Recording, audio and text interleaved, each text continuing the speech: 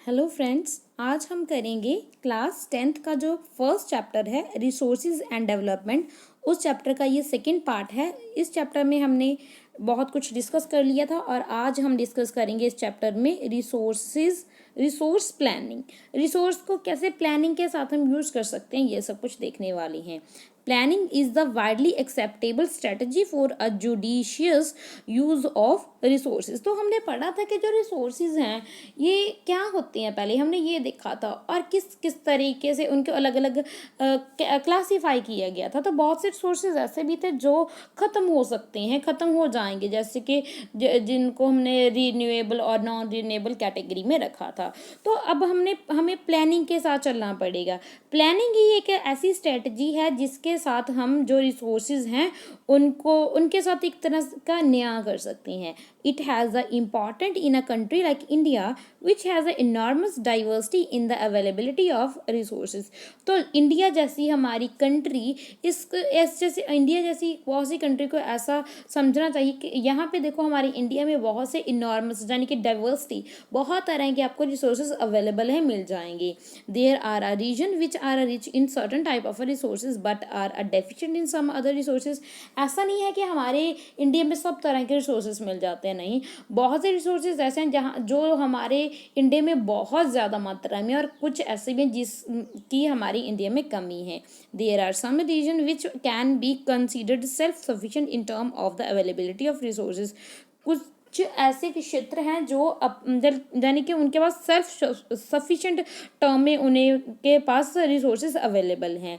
There are some region which have a acute shortage. कुछ ऐसे भी हैं जिनके पास शॉर्टेज है वाइटल रिसोर्सेज की। जैसे कि एग्जांपल लेते हैं, the state of Jharkhand, Chhattisgarh, Madhya Pradesh are rich in minerals and coal deposit. ये जो झारखंड, छत्तीसगढ़ और मध्य प्रदेश, ये जो स्टेट्स हैं, यहाँ पे आपको मिनरल्स और कोल डिपॉजिट रिच यानी कि अच्छी मात्रा में मिल जाएगा। Arunachal Pradesh has abundant of a water resources. Arunachal Pradesh में आपको पानी की मात्रा बहुत ज़्यादा मिल जाएगी, but lack in the infrastructure development. यहाँ पे मगर आपको इंफ्रास्ट्रक्चर डेवलपमेंट में कमी देखने को मिलेगी। The state of Rajasthan is a very well endowed with solar and wind energy. देखो राजस्थान में सोलर और विंड एनर्जी का बहुत ज़्यादा भंडार है, मगर लेकिन वाटर रिसोर्सेज, मगर यहाँ पे पानी की कमी है, पानी की दिक्कत है। The cold desert of the Ladakh is a relatively isolated from the rest of the country. जो ये है लद्दाख है वो आइसोलेटेड सा है, एक कंट्री से अलग सा है। It has a very rich culture heritage. यहाँ पे जो कल्चर हेरिटेज तो बहुत रिच है, मगर वो फिर भी यहाँ पे डेफिशिएंसी है वाटर की, इंफ्रास्ट्रक्चर की और बहुत से मिनरल्स की। This call for the balance resources planning at the national, state, regional and local level. तो इसीलिए हमें बैलेंस बनाना होगा, इन रिसोर्सेज को प्लानिंग बनानी होगी कि कैसे हम नेशन, स्टेट और रीजनल और लोकल लेवल पे इन रिसोर्सेज को यूज़ कर सकते हैं, इनके साथ जुडिशियस कर सकते हैं। एक्टिविटी देखिए, prepare a list of resources found in your state and also identify the resources that are important but are deficient in your state। तो जैसे कि हम अलग अलग स्टेट से बिलोंग करते हैं, आपके स्टेट में कौन से रिसोर्सेज है जो कि बहुत ज़्यादा मात्रा में है और कौन से ऐसे हैं जो जिसकी कमी है आपके राज्य में, वो आप उसकी लिस्ट बना सकते हो, रिपोर्ट तैयार कर सकते हो। Then resource planning in India. Resources planning is a complex process which involve. तो भाई ये रिसोर्सेज प्लानिंग की हम बात तो कर रहे हैं, मगर ये एक कॉम्प्लेक्स प्रोसेस है। सबसे पहले क्या करना होगा इस प्रोसेस में, क्या क्या इन्वॉल्व है? Identify and inventory of the resources across the region of the country. तो हर एक क्षेत्र में इंडिया के हमें देखना पड़ेगा, आइडेंटिफाई करना पड़ेगा, इन्वेंट्री करनी पड़ेगी रिसोर्सेज की। This involves serving. इससे ये कैसे होगा, हमें सर्वे करना पड़ेगा, मैपिंग करनी पड़ेगी, क्वालिटेटिव और क्वांटिटेटिव एस्टिमेशन लगाना पड़ेगा, मेजरमेंट सभी देखने पड़ेंगे रिसोर्सेज के लिए। और सेकेंड स्टेप है evolving a planning structure endured with appropriate technology, skill and institutional setup for the implementation resources development plans. जहाँ तो हमें सेकेंड स्टेप क्या है, तो हमें जो टेक्नोलॉजी है उसको अप्रोप्रिएट स्ट्रक्चर में उसकी प्लानिंग करनी होगी, स्किल और इंफ्रास्ट्रक्चर सब कुछ इम्प्लीमेंट करना होगा रिसोर्सेज के डेवलपमेंट के लिए।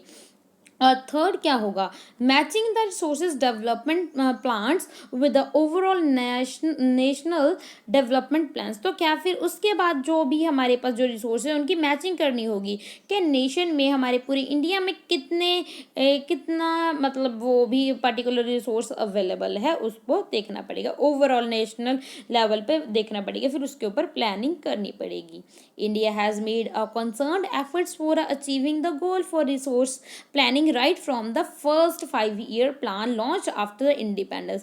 तो आपको पता होगा कि इंडिपेंडेंस के बाद 1947 के बाद हमारे इंडिया में 5 year प्लान चलता था। तो 5 year प्लान के में ये एक कंसर्न एफर्ट किया गया था कि हम अचीव कर लेंगे इसको, ये जो प्लानिंग है, स्ट्रेटजी है, इसको मतलब पूरी तरीके से वो अप्लाई करेंगे, ये माना जा रहा था, कहा जा रहा था। तो फाइंड आउट में ये देख लीजिए, what resources being in developed in you are surrounded by the community, village, panchayat, ward level community with the help of a community participation। ये आप देख सकते हो, है ना। the availability of a resources is a necessary condition for the development of any region। जो availability है एक resources की, वो ज़रूरी होती है एक क्षेत्र की डेवलपमेंट के लिए, बहुत ज़रूरी होती है। But merely availability of resources in absence of a corresponding change in the technology and institution में hinder development। अगर मगर भाई रिसोर्सेज अवेलेबल तो है, अगर वहाँ पे वो नहीं है टेक्नोलॉजी और इंस्टीट्यूशन है, तो ये तो इसमें तो फिर रिसोर्सेज भी अवेलेबल हैं, तो फिर तो यहाँ पे हिंडर डेवलपमेंट देखने को मिलेगी। There are many region in our country that are rich in resources but are included in economical background region. तो बहुत से हमारे इंडिया में ऐसे भी स्टेट्स हैं, यहाँ पे आपको मिनरल्स तो बहुत मात्रा में मिल जाएंगे, मगर वो जो इकोनॉमिकली वो स्ट्रांग नहीं है, उनके पास इतने पैसे नहीं है कि वो टेक्नोलॉजी का यूज़ कर सके, उनको यूजेबल बना सके उस पर्टिकुलर रिसोर्स को। on the contrary there are some region which have a poor resources base but they have a economical development। तो ऐसे भी हमारे इंडिया में आपको ऐसे स्टेट्स देखने को मिल सकते हैं जहाँ पे उनके पास रिसोर्स नहीं है, मगर वो इकोनॉमिकली इतना पैसा है कि वो उनके पास जाने के पैसा है, उल्ट है ना, जहाँ पे रिसोर्सेज हैं वहाँ पे पैसा नहीं है। ऐसे भी स्टेट्स हैं, और ऐसे भी स्टेट्स हैं जहाँ पे भाई पैसा है और रिसोर्सेज नहीं है, उल्ट भी है हमारे इंडिया में।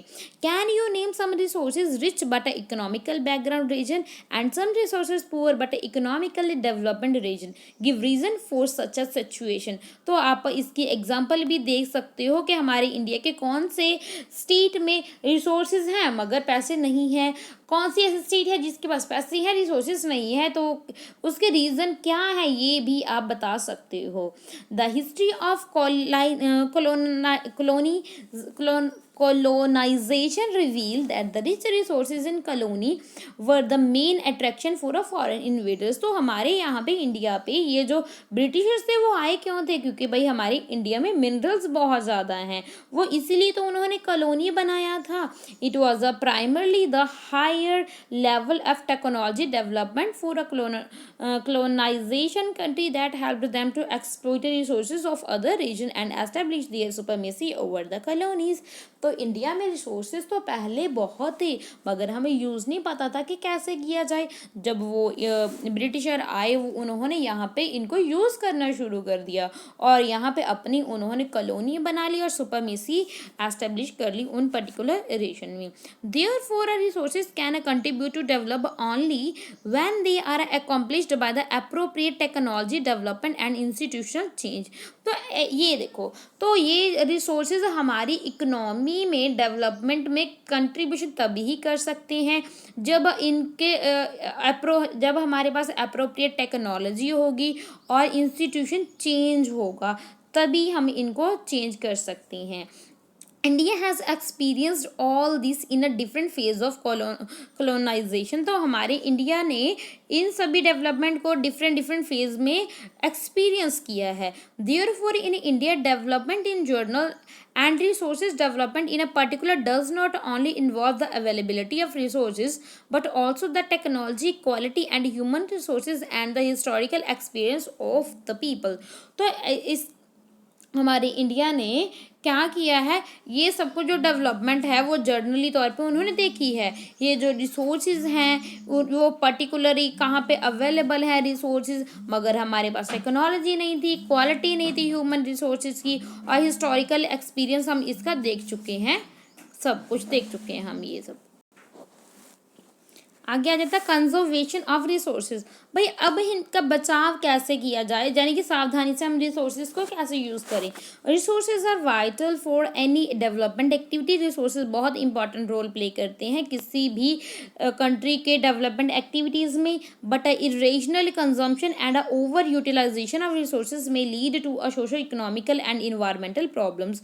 मगर अगर हमें इनको ऐसे ही कोई बेतरतीब से ही इसकी कंजम्पशन करेंगे, ओवर यूटिलाइजेशन करेंगे रिसोर्सेज की, तो होगा क्या, तो हमें सोशल इकोनॉमिकल और इन्वायरमेंट प्रॉब्लम्स का फेस करना पड़ेगा। To overcome these problems resources conservation at a various level is important. तो इससे ओवरकम करने के लिए हमें क्या करना पड़ेगा, तो इन रिसोर्सेज को कंजर्वेशन करने के लिए अलग अलग स्टेप्स उठाने पड़ेंगे वेरियस लेवल पे, जो कि इम्पॉर्टेंट हैं। This had been the main concern for the leaders and the thinker in the past.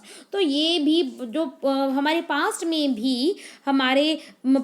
भी ये एक कंसर्न रहा है हमारे लीडर्स और थिंकर का। वो भी ये सोचे थे कि हम कैसे कंजर्व कर सकते हैं इन रिसोर्सेज को। जैसे कि गांधी जी हैं, Gandhi ji was a very apt in voicing this his concern about resources conservation in these words। तो बहुत इंपॉर्टेंट देखो उन्होंने वर्ड्स बोले हैं, तो ये देखो, there is a enough for everybody's need and not for anybody's greed. तो हमारे पास रिसोर्सेज हैं, इनफ रिसोर्सेज हैं कि जो सबकी नीड को कंप्लीट कर सके, फुलफिल कर सके, मगर हमारे पास इतने रिसोर्सेज नहीं है कि वो किसी की ग्रीड, लालच को भर सकें। तो ये वर्ड्स हैं महात्मा गांधी जी के। आपको जैसे कि आप मेंस जो यूपीएससी का मेंस है उसमें ये वाले जो एक पर्टिकुलर ये गांधी जी की लाइन दी जा सकती है और उस फिर ऐसे लिखने के लिए बोला जा सकता है, तो आपको ये सब कुछ लिखना होगा, ठीक है, एलैबोरेट करना होगा। He place the greedy and a selfish greedy and self individuals and exploitative nature of a modern technology as the root cause for a resources depletion at a global level। तो ये जो grid है, selfish है, individual, तो ये क्या है, modern technology से एक्सप्लॉइट कर रहा है। तो ये सभी जिसी के कारण ये भाई जो इंडिविजुअल है ये पूरे ग्लोबल लेवल पे रिसोर्सेज का डेप्लेशन हो रहा है, पतन हो रहा है, खात्मा हो रहा है। Depletion means okay. He was against the mass production and wanted to replace it with the production by the masses. तो ये अगेंस्ट है, अगेंस्ट मास प्रोडक्शन के अगेंस्ट है, और ये चाहते हैं रिप्लेस करना इसको प्रोडक्शन बाय मासेस, यानी कि ज़्यादा लोग इसकी प्रोडक्शन करें। At the international level the Club of Rome advanced resource conservation for the first time in a more systematic way in 1968। तो ये याद रखना है, इंटरनेशनल लेवल पे Club of Roman advance resource conservation शुरू किया गया था फर्स्ट टाइम सिस्टमेटिकल वे में 1968 में। तो सब्सिक्वेंटली 1797 में Gandhian philosophy was once again preserved by Schumacher in the book a small is beautiful. तो स्मॉल इज ब्यूटीफुल ये एक गांधी जी की फिलॉसफी के ऊपर ये प्रेजेंट किया था उन्होंने। This seminal contribution with the respect to resources conservation as a global level. तो ये इसमें उन्होंने बताया गया था कि हम कैसे कंट्रीब्यूशन कर सकते हैं ग्लोबल लेवल पे रिसोर्सेज को कंजर्वेशन करने में। और global level was made by the Brundtland Commission report 1987।